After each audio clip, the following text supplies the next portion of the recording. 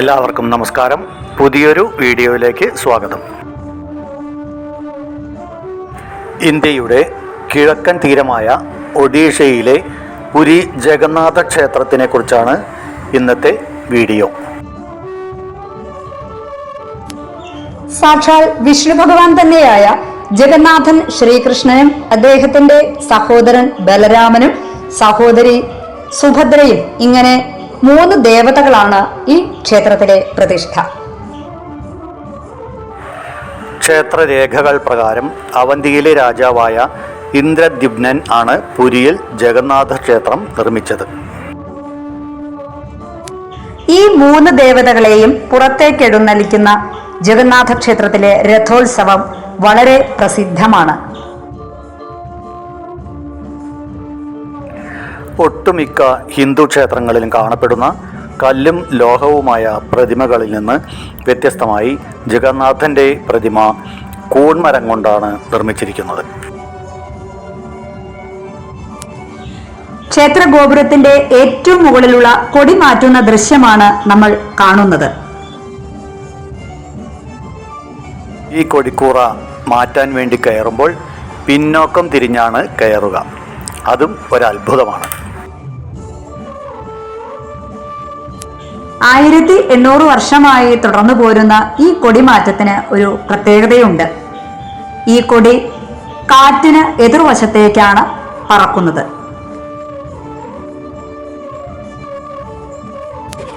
ഈ ഗോപുരത്തിന് മുകളിൽ ഒരു സുദർശന ചക്രവുമുണ്ട്. അത് ഏത് ദിശയിൽ നിന്ന് നമ്മൾ നോക്കിയാലും നമുക്ക് അഭിമുഖമായി നിൽക്കുന്നതെന്ന് തോന്നും എന്നുള്ളതും മഹാത്ഭുതം തന്നെയാണ്.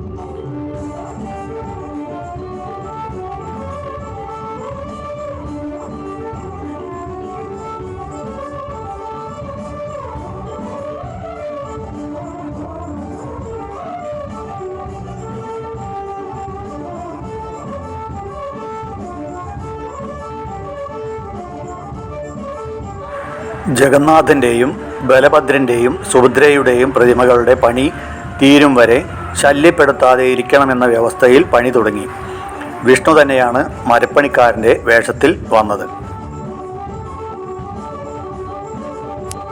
2 ആഴ്ച കഴിഞ്ഞിട്ടും ക്ഷേത്രത്തിന്റെ പണി പൂർത്തിയാവാത്തതിൽ ഉത്കണ്ഠാകുലയായ ഇന്ദ്രദ്യുമ്ന മഹാരാജാവിന്റെ രാജ്ഞി ക്ഷേത്രത്തിൽ നിന്നും ശബ്ദമൊന്നും കേൾക്കാത്തതിനാൽ മരപ്പണിക്കാരൻ മരിച്ചുപോയോ എന്നുള്ള ആശങ്കയിൽ ക്ഷേത്രം തുറന്നു തരുവാനായിട്ട് മഹാരാജാവിനോട് ആവശ്യപ്പെട്ടു. അങ്ങനെ അവർ ജോലിസ്ഥലത്ത് പോയി വാതിൽ തുറന്നപ്പോൾ ദേവന്മാരുടെ പ്രതിമകൾ പൂർത്തിയായിട്ടില്ലായിരുന്നു. ദേവന് കൈകളില്ലായിരുന്നു. എന്നാൽ ഒരു ദിവ്യ ശബ്ദം കേട്ടു. ഇന്ദ്രദ്യുമ്നനോട് അവരെ ക്ഷേത്രത്തിൽ പ്രതിഷ്ഠിക്കാൻ പറഞ്ഞു. ഭഗവാന് കൈകളില്ലെങ്കിലും ലോകത്തെ നിരീക്ഷിക്കുവാനും ജഗത്തിന്റെ നാഥനാവാനും യോഗ്യതയുണ്ടെന്ന് അവർ പറഞ്ഞു.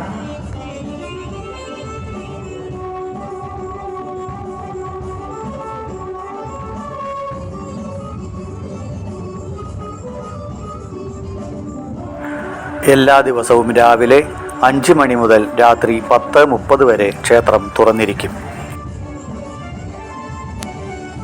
കുറഞ്ഞത് 30 ചെറുക്ഷേത്രങ്ങൾ അടങ്ങിയതാണ് പുരി ജഗന്നാഥ ക്ഷേത്രം.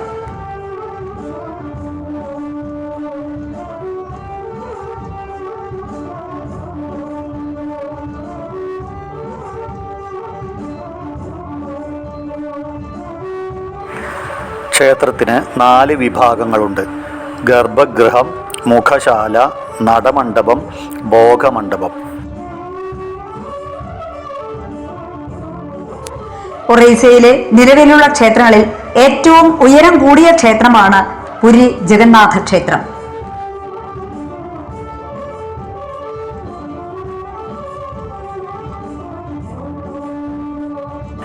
ഇവിടുത്തെ രഥോത്സവത്തിന് എല്ലാ വർഷവും പുതിയ രഥങ്ങൾ നിർമ്മിക്കുന്നു. പഴയ രഥങ്ങൾ അടുക്കളയിൽ കത്തിക്കാൻ ഉപയോഗിക്കും.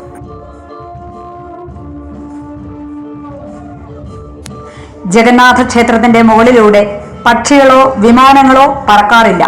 വട്ടമിട്ടു പറക്കാറുണ്ടെങ്കിലും ഗോപുരം മറികടന്ന് പോവാറില്ല എന്നുള്ളതും ഒരു മഹാത്ഭുതം തന്നെയാണ്.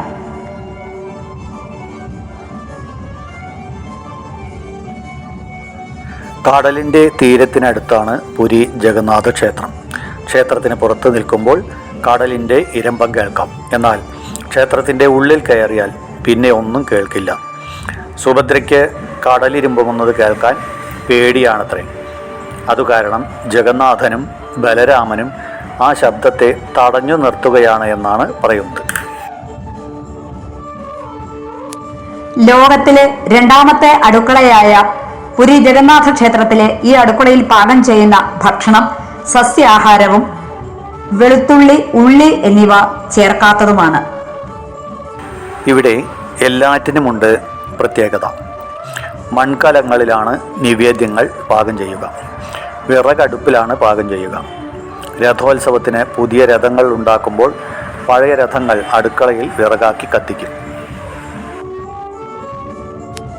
ഈ ഭക്ഷണം പാകം ചെയ്യുന്നത് 7 മൺകലങ്ങൾ ഒന്നിനുമീതെ ഒന്നായി വെച്ച് അതിലാണ് പാകം ചെയ്യുന്നത്. അതിൽ അത്ഭുതമെന്ന് പറയട്ടെ, ഏറ്റവും മുകളിലുള്ള മൺപാത്രത്തിലുള്ള ഭക്ഷണമാണ് ആദ്യം പാകമാവുന്നത്. 600 പാചകക്കാർ ദിവസേന ഇവിടെ ജോലി ചെയ്യുന്നുണ്ട്. 20,000 മുതൽ ലക്ഷക്കണക്കിന് ജനങ്ങൾ പുരി ജഗന്നാഥ ക്ഷേത്രത്തിൽ അന്നദാനം കഴിക്കുന്നുണ്ട്. എണ്ണിയാൽ തീരാത്തത്ര മഹാത്ഭുതങ്ങളോടുകൂടിയ ഈ പുണ്യക്ഷേത്രത്തിൽ ദർശനം നടത്താൻ ഞങ്ങൾക്കും ഭാഗ്യമുണ്ടായതിൽ ജഗന്നാഥന്റെ പാദങ്ങളിൽ മനസ്സാ നമസ്കരിക്കുന്നു.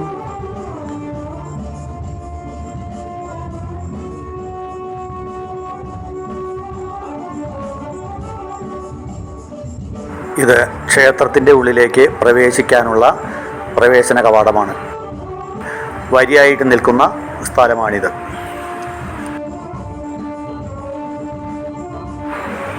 ഇവിടെ അനിലേട്ടനും സജുവും കൂടി ഫോട്ടോ എടുക്കാനുള്ള തയ്യാറെടുപ്പിലാണ്. അവിടെ കൂടി നിൽക്കുന്ന ആൾക്കാരെ ഫോട്ടോ എടുക്കാൻ വേണ്ടി സജുവിനെ ഏൽപ്പിച്ചിട്ടുണ്ടായിരുന്നു. ഈ ചാനൽ ആദ്യമായിട്ടാണ് നിങ്ങൾ കാണുന്നതെങ്കിൽ സബ്സ്ക്രൈബ് ചെയ്യാൻ മറക്കരുത്. ലൈക്ക് ഷെയർ ചെയ്യാനും മറക്കരുത്.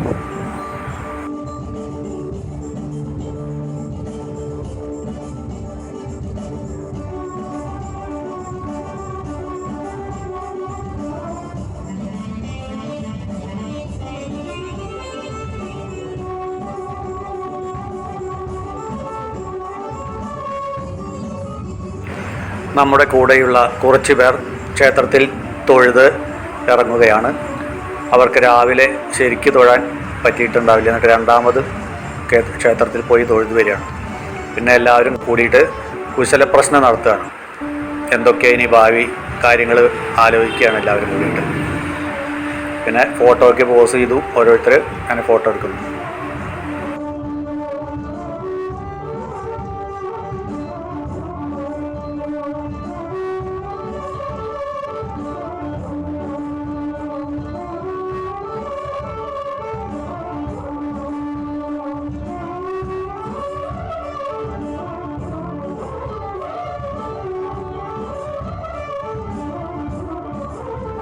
ജലജ ചേച്ചി ലത ചേച്ചിയും കൂടിയിട്ട് ബീച്ചിലൊക്കെ പോയി.